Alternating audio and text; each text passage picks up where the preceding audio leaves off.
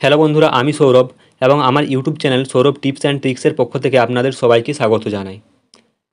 তো বন্ধুরা, আজকের এই ভিডিওর মাধ্যমে একটি গুরুত্বপূর্ণ তথ্য আমি আপনাদের কাছে তুলে ধরব।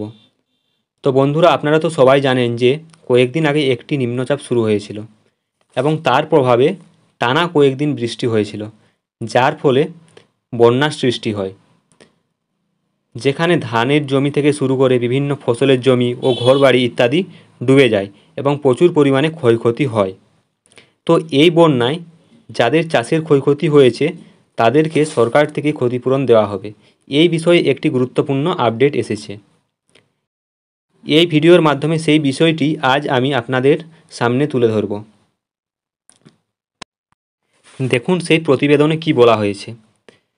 ঝাড়খণ্ড রাজ্যের চান্ডিল ড্যাম ও গালুড়ি ব্যারেজ থেকে ছাড়া জলে ঝাড়গ্রামের সুবর্ণরেখা নদী ফুঁসছে। নদীর জল বাঁধ উপচে নয়াগ্রাম, গোপীবল্লভপুর 1 ও 2 ব্লকের বিঘার পর বিঘা কৃষিজমি ভাসিয়ে দিয়েছে। বিপুল ক্ষয়ক্ষতির আশঙ্কা করা হচ্ছে। বুধবার কৃষি দপ্তরের আধিকারিকরা জলে ডুবে থাকা কৃষিজমি পরিদর্শন করেন। ক্ষতিগ্রস্ত চাষিরা যাতে দ্রুত ক্ষতিপূরণ পান তার জন্য জেলা প্রশাসন উদ্যোগ নিচ্ছে। জেলা শাসক সুনীল আগরওয়াল বলেন যে সুবর্ণরেখা তীরবর্তী এলাকার কৃষিজমিগুলি নদীর জলে ডুবে গিয়েছে, তবে অনেক জায়গায় জল নামছে। প্রাথমিক রিপোর্ট হাতে পেলেই ক্ষয়ক্ষতির পরিমাণ জানা যাবে। ঝাড়গ্রামের নয়াগ্রাম, গোপীবল্লভপুর 1 ও 2 ব্লকের পলি নদীর 2 তীরবর্তী পলি সমৃদ্ধ মাটিতে ধানের সঙ্গে নানান ধরনের সবজি চাষ হয়।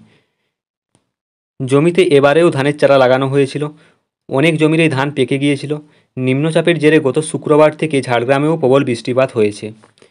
বৃষ্টিপাতে সুবর্ণরেখা, তারাফেনী, ডুলুংয়ের মতো নদীগুলিতে জলস্রোত বেড়ে যায়।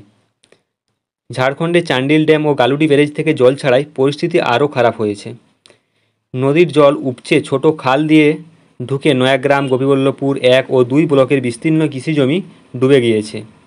গোপীবল্লভপুর 1 ব্লকের সাসরা, আলমপুর, ধরমপুর, গোপীবল্লভপুর 2 ব্লকের মহাপাল, নয়াগ্রাম ব্লকের নরসিংহপুর, সুখদেবপুর, যাদবপুর, মলমগ্রাম, পাতিনার মতো এলাকার কৃষিজমি জলের তলায় চলে গিয়েছে। বৃষ্টির জমা জলে সাঁকরাইল ব্লকের কিছু জমি ডুবেছে। কৃষি দপ্তরের আধিকারিকরা জলে ডুবে যাওয়া কৃষিজমি পরিদর্শন করেন। সাসরা গ্রাম পঞ্চায়েতের হুমটিয়া গ্রামের চাষি বিষ্ণু সাহু বলেন যে সুবর্ণরেখা নদীর ধারেই গ্রাম। বৃষ্টির জলে যে সবজিগুলো লাগিয়েছিলাম সেগুলো নষ্ট হয়েছে। এবার নদীর 1.5 বিঘা জমির ধানও পুরোটাই নষ্ট হয়ে গিয়েছে। ধান পেকে কাটার সময় হয়ে গিয়েছিল। চাষে 12 থেকে 13 হাজার টাকা খরচ হয়েছে। পুজোর মুখে এই এলাকার সব চাষি কম বেশি ক্ষতির মুখে পড়লাম। প্রশাসন যদি সাহায্য করে তাহলে কিছুটা হলেও সুরাহা হবে। সারিয়া গ্রাম পঞ্চায়েতের ডুমুরিয়া গ্রামের চাষি তুষার মাহানা বলেন, আমার 10 কাঠা মতো জমি ধানের জমি ডুবে গিয়েছে। বেশিরভাগ ধানই পচে যাবে। ক্ষতি কিভাবে সামলাবো জানি না। নয়াগ্রাম ব্লকের মলম গ্রামের চাষি সীতারাম করণ বলেন, এই এলাকার বেশিরভাগ কৃষিজমি জলের তলায়। ধানের সবটাই পচে যাবে। জল ছাড়ার কথা আগেভাগে জানালে প্রস্তুতি নিতে পারতাম।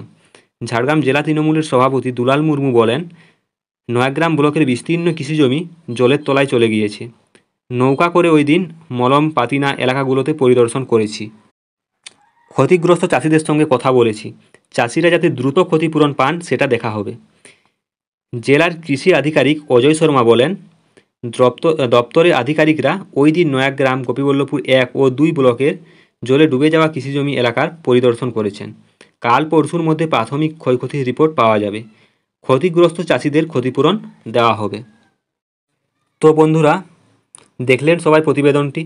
তো শুধু ঝাড়গ্রাম জেলা বলে নয়, প্রত্যেক জায়গায় এই ক্ষতিপূরণ দেওয়া হবে, যেখানে যেখানে বন্যায় ক্ষতিগ্রস্ত হয়েছে সেখানে। তো এবার আপনাদের বলে রাখি যে কিভাবে আপনারা ক্ষতিপূরণ পাবেন এবং তার জন্য আপনাদের কি কি করতে হবে। তো বন্ধুরা, এই ক্ষতিপূরণটি পাওয়ার জন্য আপনাদের বাংলার শস্য বিমা ফর্মটি অবশ্যই পূরণ করে জমা করতে হবে। তো শস্য বিমা ফর্ম ইতিমধ্যে জমা নেওয়া চলছে এবং এই সেপ্টেম্বর মাস পর্যন্ত পুরো এই ফর্মটা জমা নেওয়া হবে। তো ফর্ম আপনারা আপনাদের পঞ্চায়েত অফিসে বা আপনাদের বিডিও অফিস, এসডিও অফিসেও পেয়ে যাবেন। এবং আপনারা যদি নিজেরাই ফর্মটি ডাউনলোড করতে চান তার জন্য আমি ডেসক্রিপশানে তার লিঙ্ক দিয়ে রাখছি, আপনারা সেখানে ক্লিক করে ফর্মটি ডাউনলোড করে নিতে পারবেন। আর ফর্মটা আপনারা কিভাবে পূরণ করবেন এবং তার সাথে আপনারা কি কি ডকুমেন্টস জমা দিবেন, A to Z step by step already একটি ভিডিও বানিয়ে আমি আমার চ্যানেলে আপলোড করে রেখেছি, তার লিঙ্কও আমি আপনাদের ডেসক্রিপশন বক্সে দিয়ে দেবো। আপনারা সেখান থেকে অবশ্যই ভিডিওটি দেখে নেবেন যে কীভাবে আপনারা ফর্মটি পূরণ করবেন এবং তার সাথে আপনাদের কী কী ডকুমেন্টস জমা দিতে হবে। ঠিক আছে, সম্পূর্ণ বিনামূল্যে আবেদন করলে তবেই আপনারা টাকা পাবেন। অতএব আপনি যদি আবেদন না করেন তাহলে আপনি ক্ষতিপূরণের টাকা পাবেন না। তো বন্ধুরা, এই ছিল আজকের ভিডিও। তো ভিডিওটি শেয়ার করে আপনাদের এলাকার চাষিদের জানিয়ে দিন সম্পূর্ণ বিষয়টি। তো বন্ধুরা, ভিডিওটি ভালো লেগে থাকলে অবশ্যই লাইক, কমেন্ট ও শেয়ার করে দিবেন এবং আপনি যদি আমার চ্যানেলে নতুন হয়ে থাকেন তাহলে চ্যানেলটি সাবস্ক্রাইব করে পাশের থাকা বেল আইকন প্রেস করে দিন এইরকম গুরুত্বপূর্ণ ভিডিও সবার প্রথমে দেখার জন্য।